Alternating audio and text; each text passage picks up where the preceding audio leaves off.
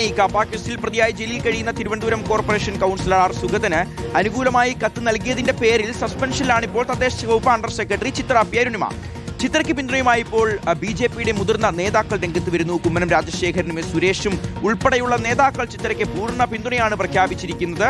Under സെക്രട്ടറിയെ സർക്കാർ ബലിയാടാക്കിയെന്നുള്ളതാണ് ബി.ജെ.പിയുടെ വാദം.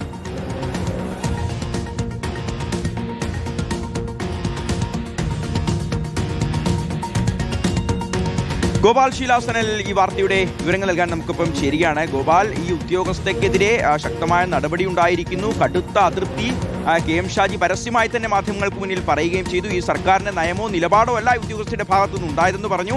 കെ മുരളീധരൻ പറഞ്ഞു, കഴിഞ്ഞ സർക്കാരിന്റെ ചില അവശേഷിപ്പുകൾ ഇപ്പോഴും ഉദ്യോഗസ്ഥ തലത്തിലുണ്ട്, അതൊക്കെ ക്ലീൻ ചെയ്യാനുള്ള ശ്രമം ഈ സർക്കാർ നടത്തും. ഇത്തരത്തിലുള്ള ഒരു പരിപാടിയും ഈ സർക്കാരിനോട് നടക്കില്ല, ഉദ്യോഗസ്ഥർ അങ്ങനെ ഒന്നും കരുതുകയും വേണ്ട, നടപടി ഉണ്ടാകുമെന്നുള്ള സൂചനകളൊക്കെ നൽകിയിരുന്നു. നടപടി ഉണ്ടാവുകയും ചെയ്തു. ഇപ്പോൾ ബി.ജെ.പി ചിത്രയെ ചേർത്ത് പിടിക്കുകയാണ്. അപ്പോൾ കൂടുതൽ രാഷ്ട്രീയ പ്രതികരണങ്ങൾ വരും ദിവസങ്ങളിൽ പ്രതീക്ഷിക്കാം, അല്ലേ ഗോപാൽ?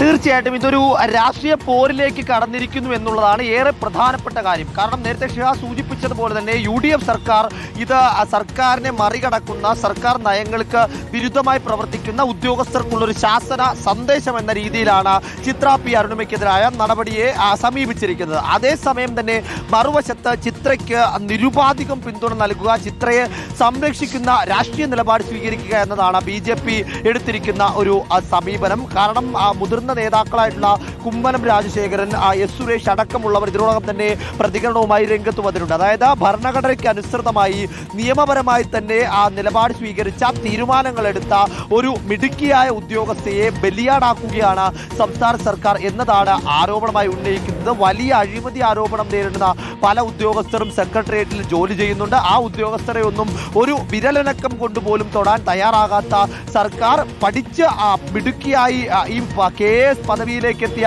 ഒരു ഉദ്യോഗസ്ഥയെ ഇത്തരത്തിലേക്കുള്ള നിയമപരമായി തീരുമാനമെടുത്തു എന്ന ഒരു തീരുമാനത്തിന്റെ അല്ലെങ്കിൽ അത്തരത്തിലേക്കുള്ള കാരണത്തിന്റെ പേരിൽ അച്ചടക്ക നടപടി സ്വീകരിച്ചിരിക്കുന്നു. തെരഞ്ഞെടുപ്പ് കമ്മീഷനാണ് സുഗതൻ എന്ന കൗൺസിലറെ പുറത്താക്കണമെങ്കിൽ പുറത്താക്കേണ്ടത്, നടപടിയെടുക്കണമെങ്കിൽ നടപടിയെടുക്കേണ്ടത്.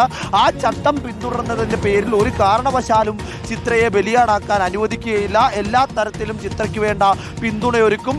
ഈ വിഷയത്തെ UDF സർക്കാരിനെതിരെ രാഷ്ട്രീയ ആയുധമായി കൂടി ഉപയോഗിക്കാൻ തന്നെയാണ് BJPയുടെ ഒരു തീരുമാനം. അതുകൊണ്ട് തന്നെയാണ് പരസ്യമായിട്ടുള്ള ഇത്തരം പ്രതികരണങ്ങൾ നടപടി ഉണ്ടായതിന് തൊട്ട് പിന്നാലെ തന്നെ വരുന്നത്. കാരണം ചിത്ര പി അരുണിമ എന്ന് പറയുന്ന ഉദ്യോഗസ്ഥ, ആ ഉദ്യോഗസ്ഥയുടെ പശ്ചാത്തലം അടക്കം ചർച്ചയാക്കി അവർ ഈ കഴിഞ്ഞ കാലങ്ങളിൽ ജോലി ചെയ്ത ഒരു തദ്ദേശ വകുപ്പ് അണ്ടർ സെക്രട്ടറി എന്ന നിലയ്ക്ക് ചെയ്ത കാലഘട്ടങ്ങളിലെ ഓരോ വിഷയങ്ങളെയും ചൂണ്ടിക്കാട്ടിക്കൊണ്ട് ഈ വിഷയത്തിൽ കൃത്യമായി തന്നെ ചർച്ചയാക്കി നിർത്തുക, രാഷ്ട്രീയ ചർച്ച എന്ന രീതിയിൽ രാഷ്ട്രീയമായി പ്രതിരോധിക്കുക UDF സർക്കാരിനെ എന്ന തരത്തിലേക്ക് തന്നെയാണ് ഈ ഘട്ടത്തിൽ മുന്നോട്ട് കൊണ്ടുപോകുന്നത്.